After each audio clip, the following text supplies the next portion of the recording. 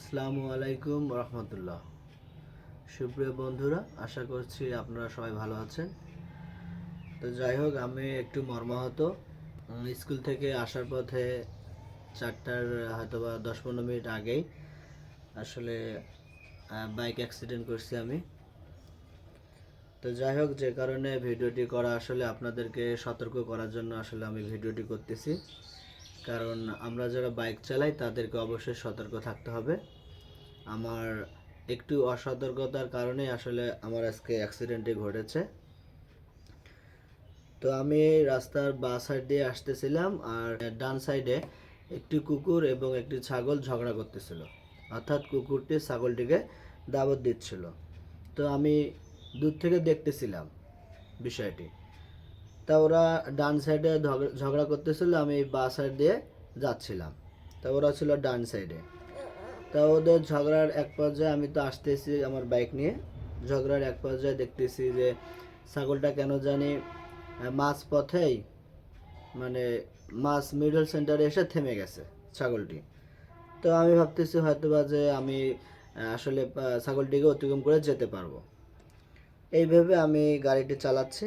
তো হঠাৎ করে ছাগলটি কী করছে, ছাগলটি হঠাৎ করে মাঝপথ থেকে আমাদের বামের দিকে চলে আসছে। তৎক্ষণাৎ আমি আসলে কন্ট্রোল করতে পারিনি গাড়িটি। কন্ট্রোল করতে না পারার কারণে ছাগলটির একদম মিডল অবস্থায় ছাগলটি লাগে, এবং লাগার সঙ্গে আমার গাড়ির স্পিডও তেমন বেশি ছিল না, কমে ছিল। গাড়িটি ছাগলের মিডল বডিতে লাগার কারণে গাড়িটির স্পিড কমে যায় এবং দেখা যায় যে আমরা ডান সাইডে পড়ে যাই। আমার সঙ্গে একটা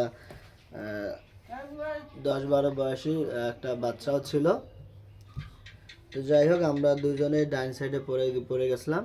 তো যাই হোক, এই ভিডিওটি করার আসলে একটাই উদ্দেশ্য, একটাই কারণ, সেটা হচ্ছে আমরা যারা বাইক চালাই তারা অতি সতর্কভাবে আমরা অবশ্যই বাইক চালাবো।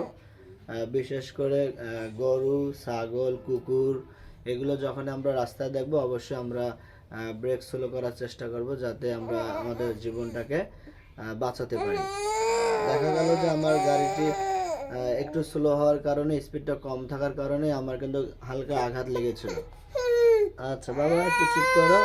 এই যে আপনারা দেখতে পাচ্ছেন আমার হাঁটুতে লেগেছিল এবং এখানে এই জায়গায় পায়ে লেগেছে। তো যাই হোক, আমরা যারা বাইক চালাই বা যে কোনো যানবাহনে আমরা যারা চালাই তারা অবশ্যই অতি সতর্কভাবে চালাবো।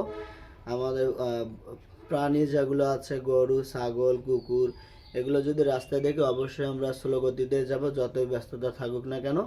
এ হচ্ছে আপনাদের প্রতি আমার আহ্বান। তো যাই হোক, আপনারা সবাই ভালো থাকবেন, আমার জন্য দোয়া করবেন। আল্লাহ হাফেজ।